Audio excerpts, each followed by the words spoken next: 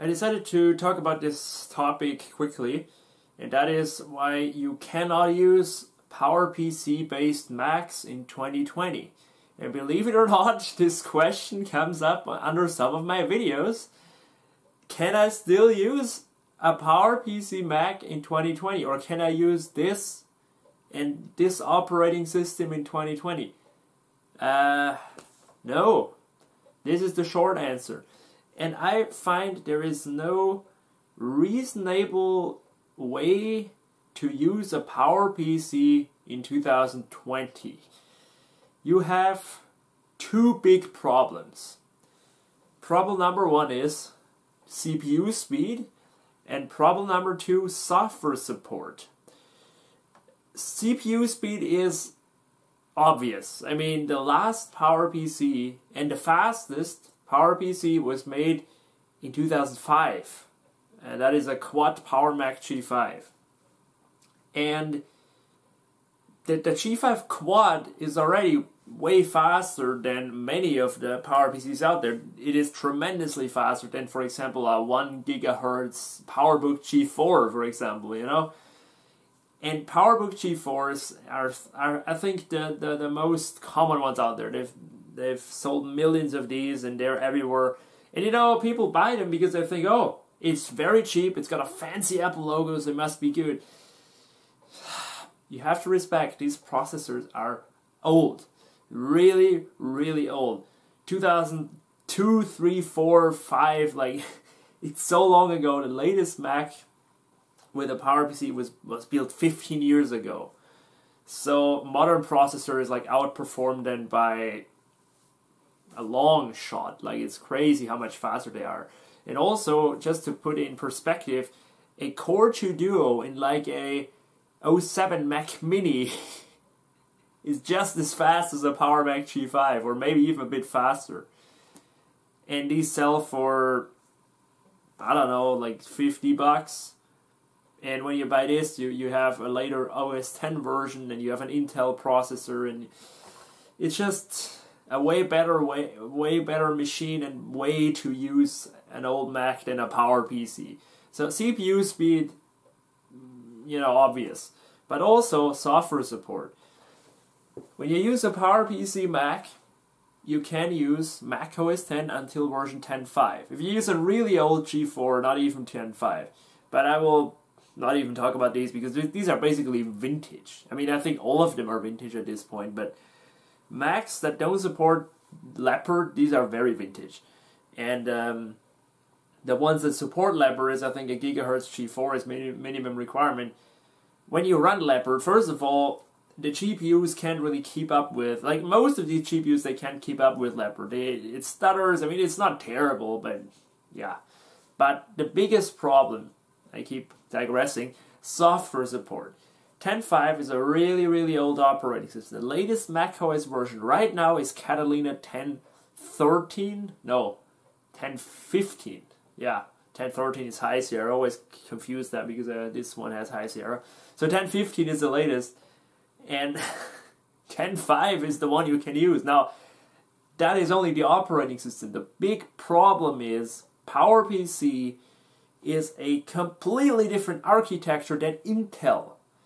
And ever since Apple switched to Intel in 2006, which is already really long ago too, developers have very quickly stopped making programs for PowerPC because a user base shrank, and Intel Macs are the new big thing, and so they didn't make very new versions anymore for 10.5 on PowerPC. So, for example, the latest OpenOffice is, I think, or LibreOffice is, I think, version 3 point something. And the latest Microsoft Office is, as far as I know, 2008. The later ones, all Intel only. So, you know, in 2008 is already so long ago. So, and web browsing, like web browsing.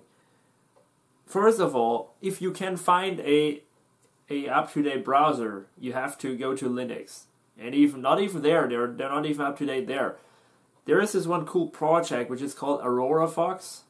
No, not Aurora Fox, 10.4 Fox. Yes, 10.4 Fox. Aurora Fox was a different project. And 10.4 Fox still integrates very relatively modern features of the latest Mozilla browser to PowerPC. The problem though is it's not official and everything. It's a fine browser, but the big problem is most of these PowerPC Macs, they're way too slow. They have not enough RAM and not enough processing power to give you any reasonable user experience on the internet. The best they can do is Google, maybe buy something from Amazon, and yeah. But forget YouTube, forget like streaming, or forget Netflix. Like nothing of this is gonna work on a PowerPC. Nothing. It doesn't even matter if you're on OS 10 or Linux. It doesn't matter, guys. YouTube, like the Flash for PowerPC, has always been total crap, and they're not gonna update it or make it better anytime soon, guys. They haven't done that the past 10 years. They won't do that anymore. So YouTube is out. General web browsing is out. Basically any modern program is out. So no Dropbox, no Google Drive, no cloud computing, anything. No OpenOffice, Microsoft Office, no Photoshop. Like, you can only use old versions. And so, guys, if you ask me, if you didn't get the point yet, it's just not reasonable to use that. It's only like you're using it because it's a Mac and because it's got this beautiful aluminium design and it's this awesome piece from Apple. But apart from that, you're not gaining anything. Actually, I think you're getting rather frustrated because everything is so slow and sluggish and you have no ability to use a modern program. The only reasonable task you can do is word processing in an old Microsoft Office version and email. And yeah, you can't even do Skype anymore. Skype doesn't even work on 10.6 anymore, which is an Intel-only operating system. So, forget anything on your internet. Forget any new software. Forget a smooth internet experience or smooth general experience. Because if you're spoiled with new machines, you know, hard to go back to this. But also, again, these machines are so old at this point where you're just better off like spending a little tiny more. If you want a Mac, like get a cheap Mac Mini from 2007, 8, 9. These are very old too, but you can't believe how good they still are, and especially if you compare it to a PowerPC, how much better they are. And also you have latest software if you run the operating system 10.13, for example. Or also El Capitan still has the latest web browser support and a variety of new programs. So if you want a Mac, a cheap Mac, PowerPC is out, guys. And people always say, but you show us how to install Linux, you show us how to do this. Yes, those are enthusiast projects, you know.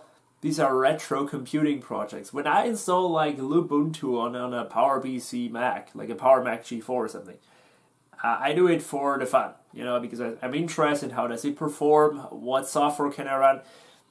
But I never said once that I recommend this. Not at all, guys.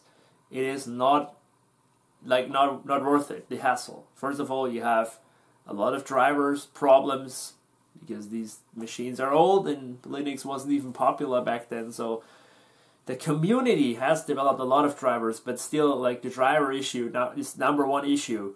You have sometimes not working LAN, Wi-Fi. You always basically the Wi-Fi is a guarantee that you have to search for a driver. Like, it's just a guarantee. Bluetooth, same stuff. 3D acceleration. It's not worth it, guys.